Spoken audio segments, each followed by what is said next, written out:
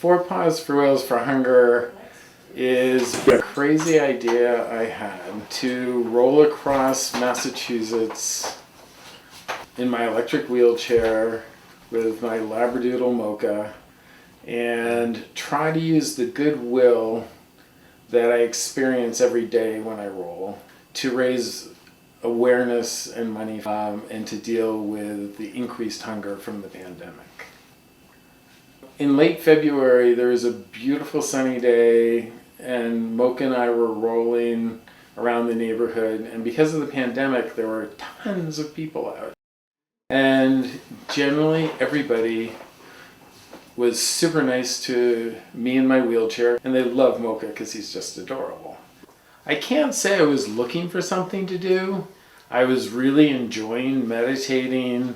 I was taking courses, but there's something in me that just says that's not enough. I need to work to right injustice. No one told me to stop.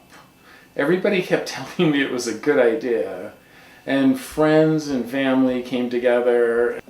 Everybody I told said, "How can I help?" And there have been times when I said, somebody should have told me this was a bad idea. But nobody, absolutely nobody said it was a bad idea. Everybody has pitched in to help. I developed rhomboamyeloneuropathy, which just basically means that all of my nerves from my brainstem down are being attacked by my immune system. And all of my pain nerves are screaming all the time. I don't have heat regulation. I used to walk 2 to 8 miles a day with my dog through the woods, and now I can't walk more than a few dozen yards without needing assistance because it just gets so painful. My doctor at the Mayo Clinic just published an article on the 41 cases of myeloneuropathy they've seen in the last 30 years, which is why I'm not walking for research into myeloneuropathy. Mm-hmm. It's an extremely rare disease. What's happening with my body seems to keep happening no matter what. I've had 2 rounds of chemo.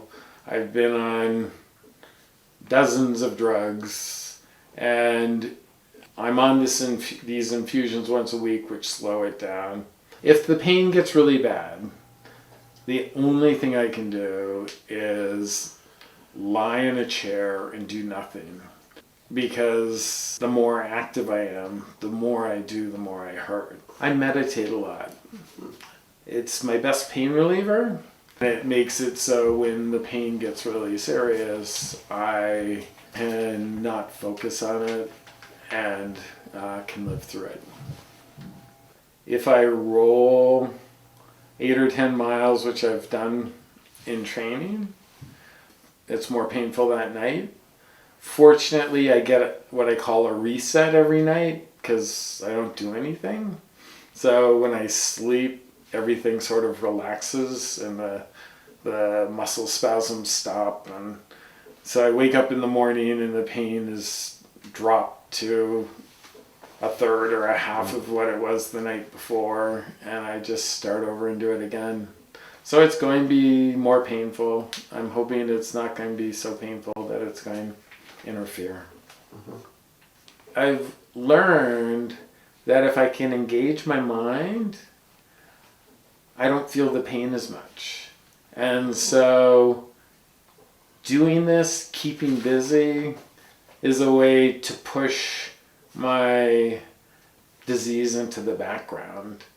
I don't want my disease to define me. I thought when I came up with the idea, okay, great, crazy old guy in a wheelchair going across Massachusetts with this really cute dog, great story, and it can be used to talk about hunger.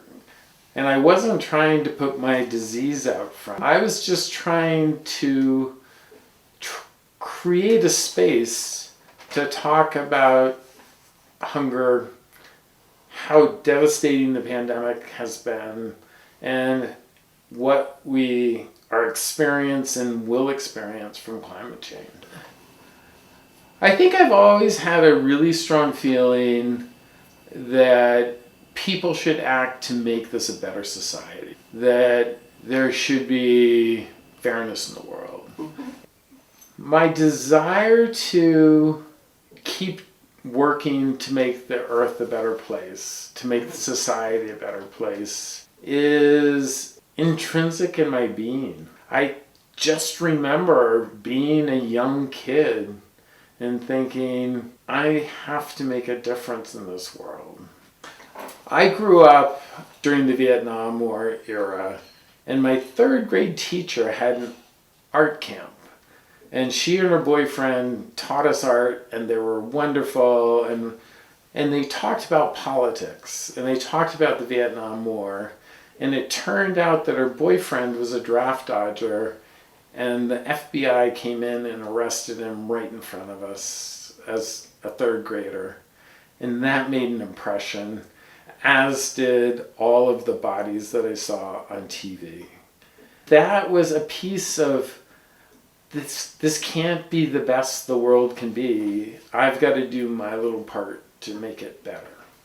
When I was 14, I was protesting supermarkets that were taking grapes and lettuce that weren't from the unionized farm workers, because the farm laborers were being paid terribly, living in squalid conditions, and nothing had been done.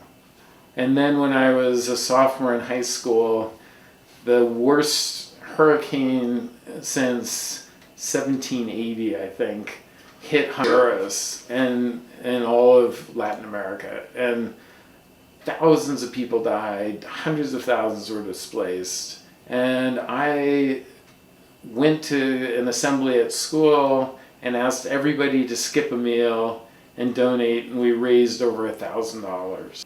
And then when I got into college, the Greenpeace movement had started, and I went to McGill up in Montreal, and that's where the SEAL campaign was based out of. From the time I was 19, I was working to stop the slaughter of baby seals.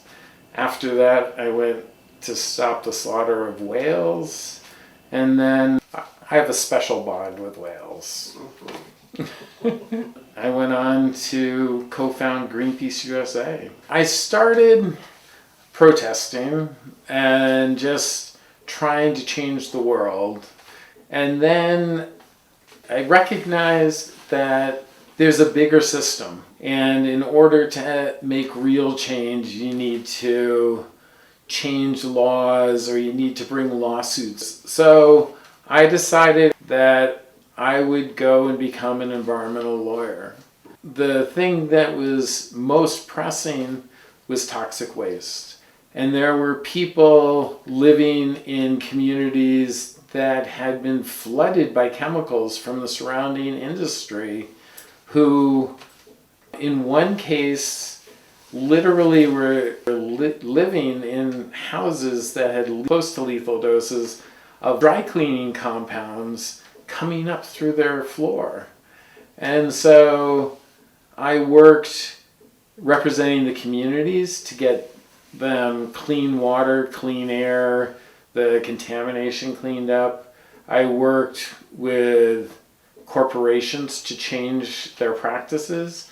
I worked with developers who would go in and buy a contaminated site, clean it up, and turn it into something useful. The pressing issue that I wanted to work on was climate change. Not the big climate change, not the carbon dioxide, which is critical, but a piece, the gases that were put in refrigeration and air conditioning to replace the ozone depleting chemicals were terrible. They were hundreds or thousands of times as bad for the climate as carbon dioxide. The emissions from refrigerated gases were going to offset everything that was promised under the Paris Accord.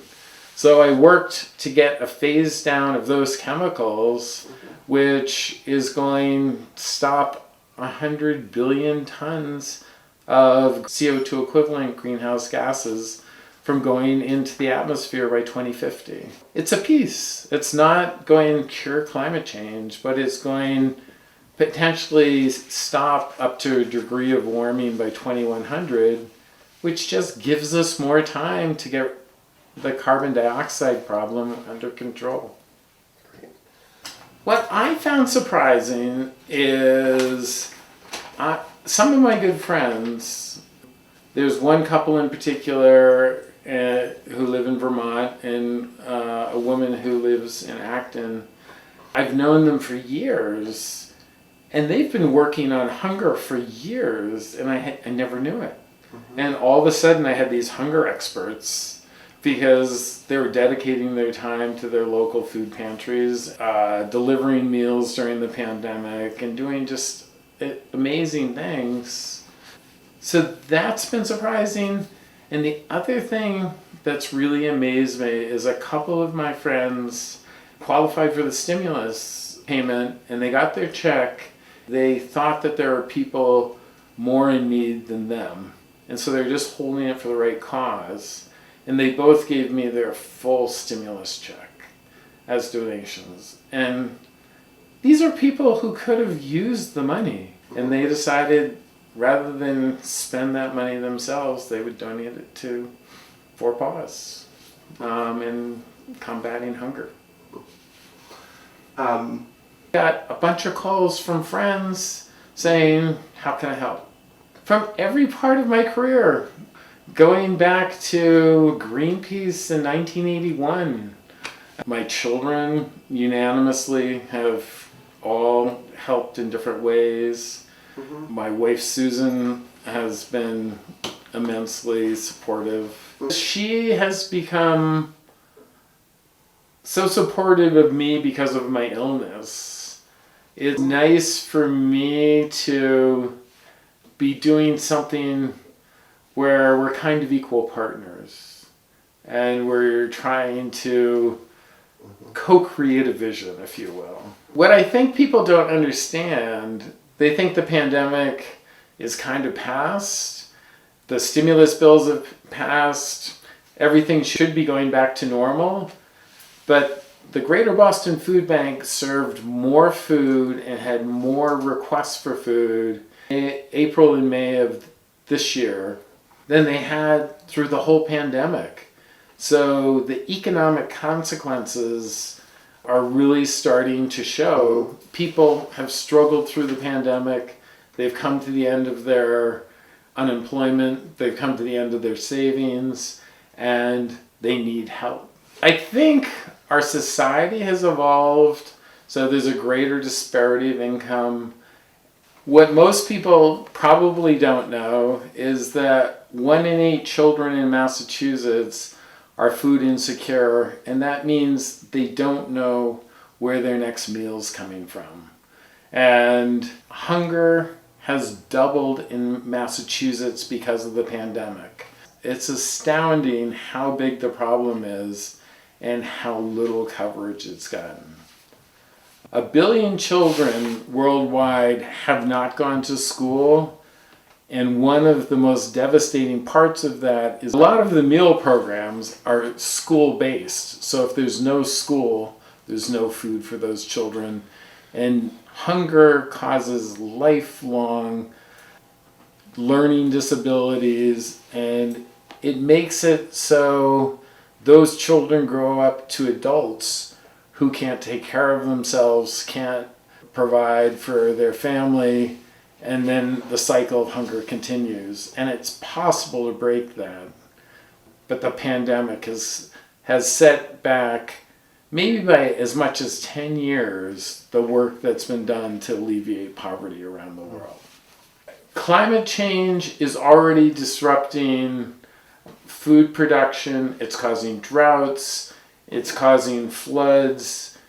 Last year in the Midwest, massive amounts of crops got flooded out. At the same time, crops in California are struggling because of the drought. Worldwide, it's even bigger, and it's just going to get more and more serious. And the number of people who are displaced by climate change related natural disasters actually was more than the number of people who were displaced by wars last year. And so it is a huge problem. It's coming at us full speed, and if we don't prepare, we're going to have more food insecurity. If we do prepare and deal with the issue, there is enough food, we can grow enough food, and we can actually end hunger. We have a responsibility as a society to do something about it. And it's not just one person, it's not just one city, it's just not one country. It's literally around the world. We've all got to act together, or we're going to have devastating consequences. This is a grassroots issue. It's going to be a grassroots solution. And I'm hoping that people that we pass along the way and who hear about this donate $5, $25, whatever you can. Together, if everybody does something, we'll get it done. What I would say to people who say that they can't do anything about this is that there are two things to think about. First, if everybody does something, together we can really make change. And second, there are a lot of really simple things you can do. You can donate, that's the easiest. You can donate food, you can donate your time. All of these hunger organizations run on volunteers, and if they don't have volunteers, they don't get the food out and they can't supply as many people. One of the things we're trying to do on social media is to point out the problem, but we are also putting out positive ideas of things people can do, how you can help, where you can volunteer, what you can do, how you can make a difference. If you have an hour a week, if you have 10 hours a week, if you have no time, there are things you can do. You just have to be creative. In the logistics of the walk, we need people to drive the safety car. We need people, if they want to walk with us, that would be great. Other ways they can get involved is we are looking for volunteers who can do outreach to spread the word, talk about hunger, get in touch with businesses along the way, get in touch with places of worship along the way, to try to make this really a pause to talk about hunger. And the more people we have doing that outreach, the more it will be talked about. I'm hoping to raise $250,000. Half of that is going to the 4 food banks in Massachusetts, and those 4 food banks provide food to over 1,000 hunger organizations. So it's really going to help hunger in Massachusetts, and the other half is going to Save the Children, which is going to help hunger in the world. This is the star of the show. This is Mocha. He's my adorable little puppy. Every dog has a personality, and Mocha is the most emotionally sensitive dog. He'll come and put his head on my lap when I'm getting an infusion, just to make me feel better. And if you want to pet him, he will let you pet him forever.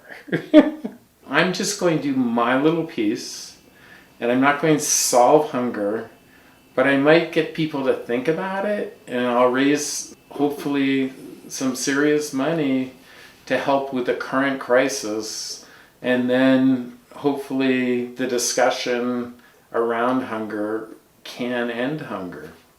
I'm an event. I'm going to be 7 weeks talking about hunger, and I'm hoping that that will give a boost to the food banks that we're supporting directly, but also the other hunger agencies that are responding to the emergency, and the other hunger organizations that are trying to make systemic change.